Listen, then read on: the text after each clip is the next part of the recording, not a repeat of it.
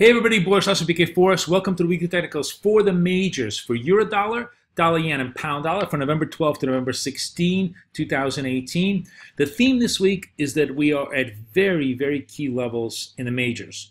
Although the actual levels have not moved pretty much since last week, we're still very much 15 resistance, 13 support in euro, 14 resistance, 12 support in yen, and of course pound very much its own story on Brexit.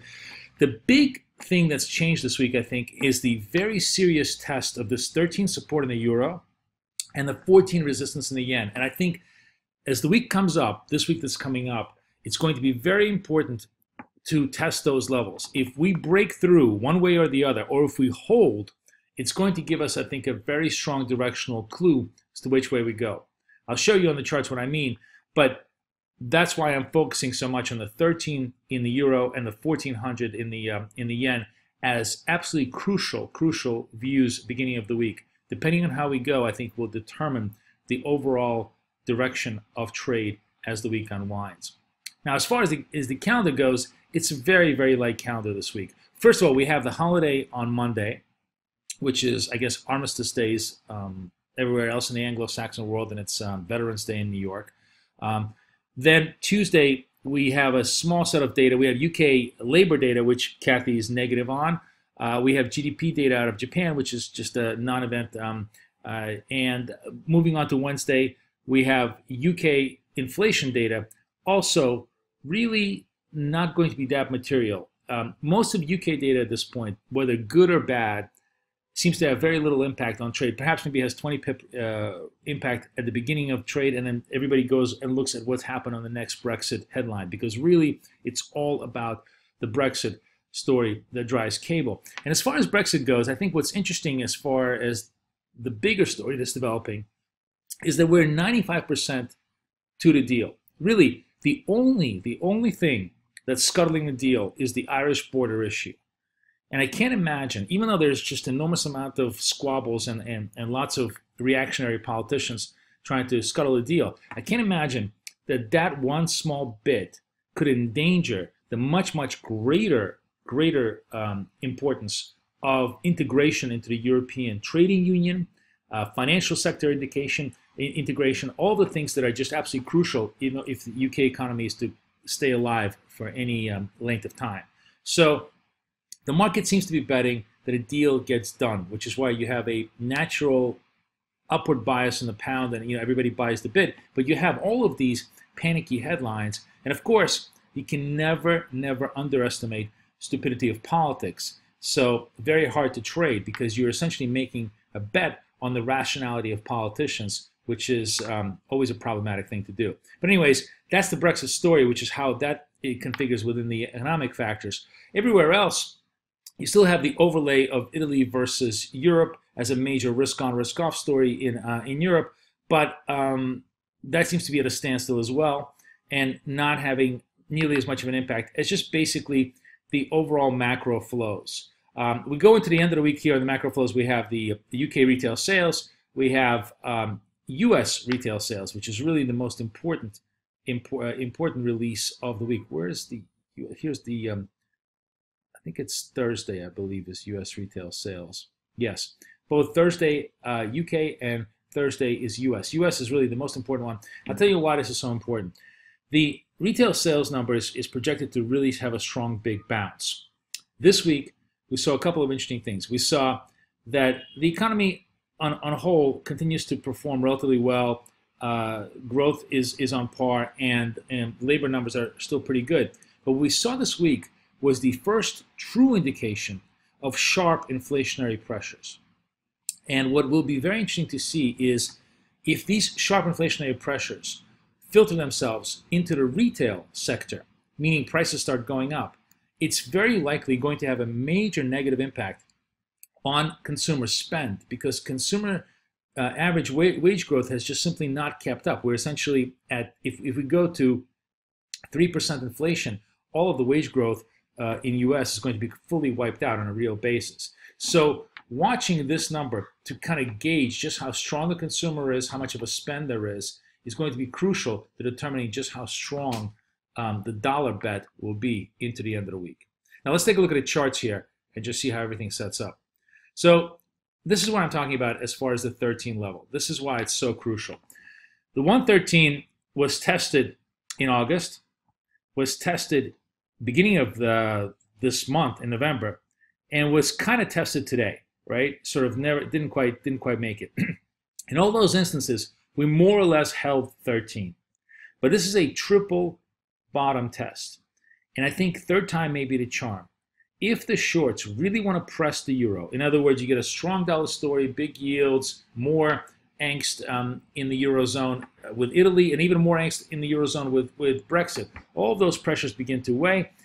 Euro starts to give way. If we start giving way to 13, it really opens up a massive tidal wave of trade. Let me show you. We have to go all the way to the monthlies to kind of see where the support and resistance lies at these much larger levels.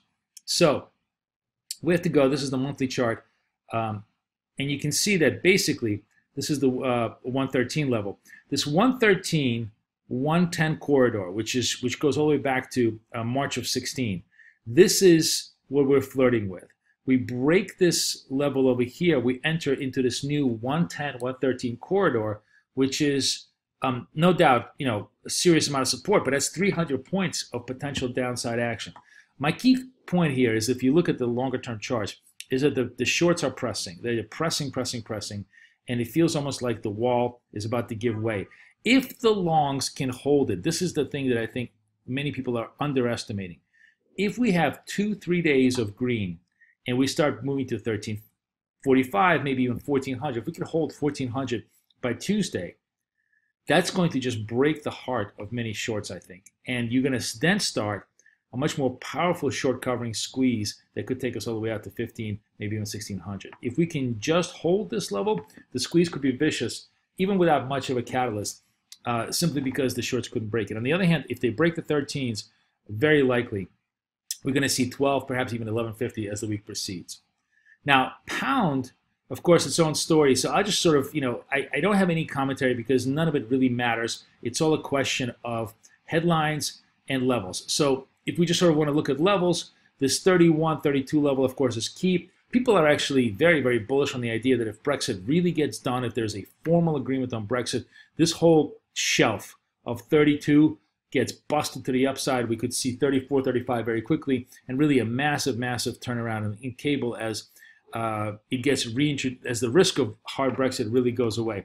I don't know. I'll see when I believe it, but for now, that's sort of the big bullish case on cable. But if you're looking at it technically right now, it's just range trading, and frankly impossible to handicap, simply because one headline completely erases the price action of the other headline. So we'll just let it be.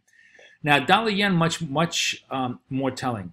First and foremost, we are, surprisingly enough, couldn't make the 1400 today, even though the data was pretty good. And the reason why it's interesting is, of course, this. We're seeing a lot of risk-off flows. The market hates the idea of high inflation. High inflation, higher interest rates is just anathema to stocks. And you see the Dow coming off the highs here, and that is controlling dollar yen much more than interest rate differentials. So if we start to see another wave of sell-off in the Dow, if basically we get this completely unexpected, I think the market sort of is back into complacency. Equity traders are, we've weathered another sell-off, ready to buy the dip again. And what happens if the ready to buy the dip crowd just gets snowballed? If we see 24,000 next week, that takes dollar yen straight down towards the 13 level. Let me just pull this up here. It's just taking a second to pull up here. Take us to the 13 level, and more importantly, perhaps even a test of the 12. It doesn't mean we break the overall uptrend. Really, the overall uptrend is legitimate all the way until certainly 111, right?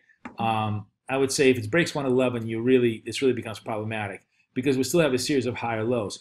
But we also have a series of lower highs. This is not emblematic of a healthy uptrend. This is emblematic of kind of a distributive top. And that's why I'm very cautious. Now, we flip the script and we start trading above 1400 on a closing basis come next week. If Monday, Tuesday, we close 1400, that's pretty bullish. And then it'd be even better and more bullish if we can just take out the 1450. Then we got nothing in our way, and we have a true breakout, true continuation of the uptrend. But until we see those numbers, you kind of have to trade it to the short side or step aside, because I think it's very dangerous to try to buy this little dip here. The possibility of an asymmetrical move here where you drop to the 12s, maybe even 1150s, versus just push your way to a double top at 1450. Very dangerous. I'd rather clear the top before committing to a long yen position. But watching the equity market, if this starts to roll over, I think we could see a lower top, and that's a very, very distributive formation that is just starting to take place. There could be a big warning sign that dollar yen is more of a sell than there's a buy, despite all the fundamental news that's positive on the U.S. side. That's how the majors shape up. Wish you guys the best of luck, the best of trading. Boris Schlossberg, over and out.